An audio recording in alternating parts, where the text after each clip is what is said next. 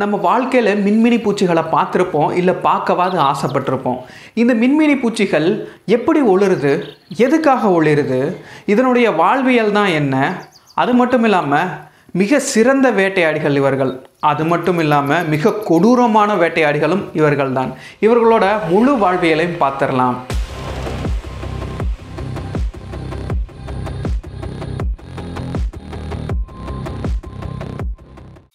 மின்மினி பூச்சி இனங்களில் 2000க்கும் அதிகமான இனங்கள் இருக்குது. ஒரு பெண் மின்மினி பூச்சியானது 100லேருந்து 500 முட்டைகள் வரைக்கும் கூட இடும். இது கோள வடிவில் பார்க்குறதுக்கு கடுகு மாதிரி இருக்கும். ஆனால் கடுகுல 4ல் 1 பங்கு தான் இது அளவு இருக்கும்.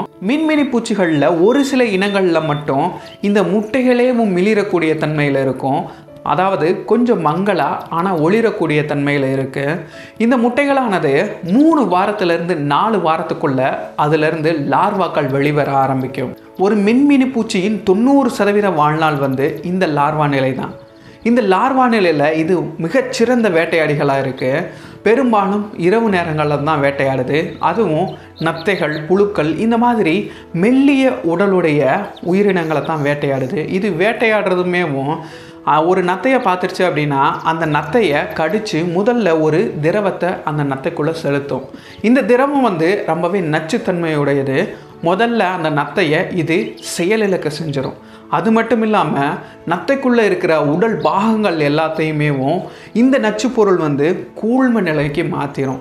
அதன் பின்னாடி இந்த மின்மினி பூச்சியோட லார்வா அந்த கூழ்ம பகுதியெல்லாம் உறிஞ்சிட்டு வெறும் ஓட்டை மட்டும் விட்டுட்டு அது வேலையை பார்க்க ஆரம்பிச்சிடும்.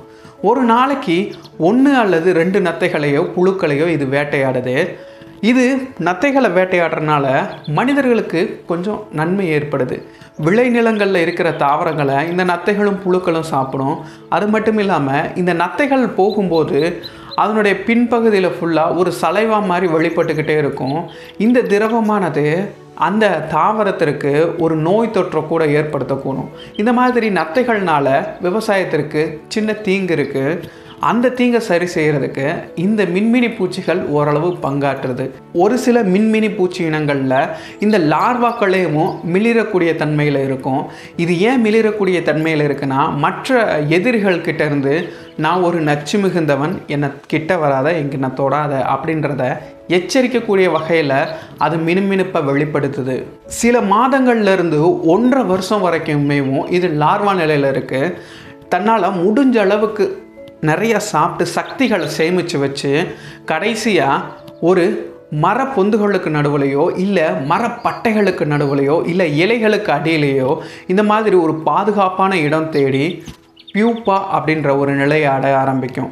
10லேருந்து 1 மாதங்கள் வரைக்கும் கூட இந்த நிலையில் இருக்குது. இந்த நிலையில் இருக்கும் பொழுது வெளியே எந்த ஒரு மாற்றமும் தெரியாது. ஆனால் உள்ளுக்குள்ளே நிறைய மாற்றங்கள் உண்டாகும். உள்ளுக்குள்ளே தான் மின்மினி பூச்சி உருவாகிக்கிட்டு இருக்கும். ஒரு கட்டத்தில் அந்த கூட்டை உடைச்சி மின்மினி பூச்சிகளாக பறந்து வெளியே வரும். இந்த பூச்சிகளாக மாறின பின்னாடி தான் இது பல சம்பவங்களை பண்ணுது. அதாவது வெறும் 2லேருந்து 4 வாரங்கள் வரைக்கும் தான் இது உயிரோட வாழும் இந்த பூச்சி நிலையில். இந்த பூச்சி நிலையாக இருக்கும் பொழுது இதனுடைய உணவு அப்படின்னு எடுத்துக்கிட்டோம்னா மகரந்தம், தேன் இதெல்லாம் தான் சாப்பிட்டு இருக்கு. ஒரு சில இனங்கள் சாப்பிடாமலேவும் தன்னுடைய இனப்பெருக்கத்தை முடிச்சுட்டு இறந்து போயிடும். மின்மினி பூச்சிகள் எப்படி ஒளிருது அப்படின்ற அந்த விஷயத்துக்கு வருவோம். அதாவது மின்மினி பூச்சி உடம்புல லூசிஃபெரஸ் அப்படின்னு சொல்லி ஒரு வேதிப்பொருள் இருக்கும். இது ஆக்சிஜனோட வினை புரிந்து ஒரு ஒளிர்வு தன்மை உண்டாக்குது. இதன் மூலமாக தான் மின்மினி பூச்சிகள்லாம் தான் ஒளிர ஆரம்பிக்குது. சரி, மின்மினி பூச்சிகள்லாம் எதற்காக ஒளிருது அப்படின்னு பார்த்தோம்னா, தன்னுடைய எதிர்பாலினத்தை கவர்வதற்காகவும், அதாவது பெண் பூச்சிகளை கவர்வதற்காகவும், தான் ரொம்பவே மோசமானவன், அதாவது ஒரு விஷமுள்ளவன் அப்படின்னு தன்னுடைய எதிரிகள் கிட்ட காட்டுறதுக்காகவும் தான் இந்த ஒளிர்வு தன்மையை ஏற்படுத்துது. அது மட்டும் இல்லாமல் தன்னுடைய இனத்து கூட தொடர்பு ஏற்படுத்திக்கிறதுக்காகவும் ஒளிருது. இந்த மின்மினி பூச்சிகளோட ஒளிர்வு தன்மையானது ஒவ்வொரு இனத்துலேயும் ஒவ்வொரு குறிப்பிட்ட ஒளிர்வு தன்மையை வச்சுருக்கும். அதனால் ஒரு இனம் இன்னொரு இனத்தோட மின்மினி பூச்சிகளோட இணையாது. ஒரே இனத்தோட மின்மினி பூச்சிகள் ஆண் பெண் தான் இணை சேரும். அதற்காகவே ஒவ்வொன்றுமே ஒரு யூனிக்கான ஒளிர்வு தன்மையை வெளிப்படுத்தும். அதாவது ஒவ்வொரு இனங்களுமே ஒரு குறிப்பிட்ட கால அளவில் ஒரு குறிப்பிட்ட வடிவத்தில் தான் ஒளிரும். அதை புரிஞ்சுக்கிட்டு பெண் மின்மினி பூச்சிகள் வந்து இந்த ஆண் மின்மினி பூச்சிகளுக்கு சம்மதம் தெரிவிக்கிற மாதிரி, அதுக்கு பதில் சொல்கிற மாதிரி இவங்களும் ஒளிர்வாங்க. இப்படி சம்மதம் தெரிவித்த பின்னாடி தான் ஆண் மின்மினி பூச்சியும் பெண் மின்மினி பூச்சியும் ஒன்று சேருவாங்க. ஒன்று சேர்ந்து முட்டை வச்சு அவங்களோட இனத்தை பெருக்க ஆரம்பிப்பாங்க. ஃபொட்டூரஸ் அப்படின்னு சொல்லப்படக்கூடிய ஒரு மின்மினி பூச்சி இனம் இருக்குது. இதில் பெண் மின்மினி பூச்சிகள் பயங்கரமாக ஒரு சேட்டை செய்யும்.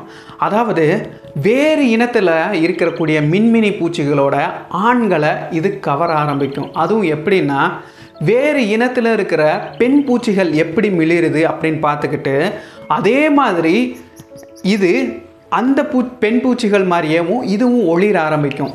இது இப்படி ஒளிர்றனால அந்த இனத்தில் இருக்கக்கூடிய ஆண் பூச்சிகள் எல்லாமேவும் இது நம்மளோட இனம்தான் அப்படின்னு சொல்லிட்டு இந்த பெண் பூச்சியை இணை சேர்றதுக்காக, இந்த பெண் பூச்சிக்கிட்ட இணை சேர்றதுக்காக வரும். அப்படி வர்ற அந்த ஆண் பூச்சிகளை இது சாப்பிட்ரும்.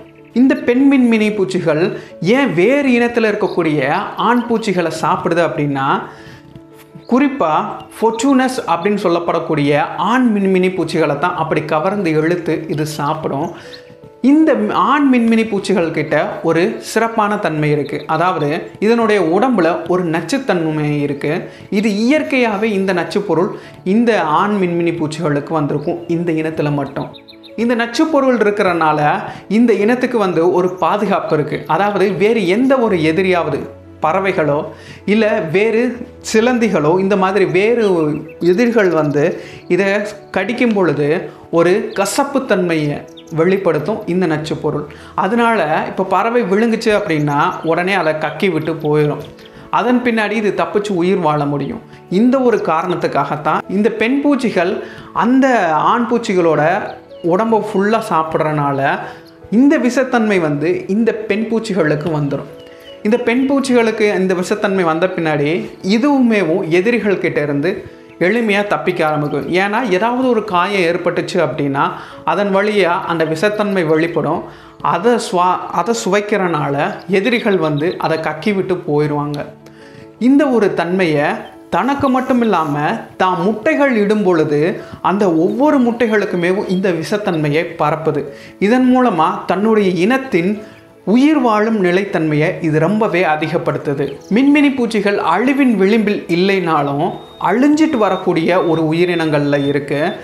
ஏன் அப்படின்னா, காடுகள் அழிப்பு, மாசடைந்த தண்ணீர்னாலையும் விவசாய நிலங்களில் உரங்கள் பயன்படுத்துகிறனால ரொம்பவே பாதிக்கப்பட்டு இறந்து அதனுடைய இனங்கள்லாம் குறைஞ்சிட்டு வருது.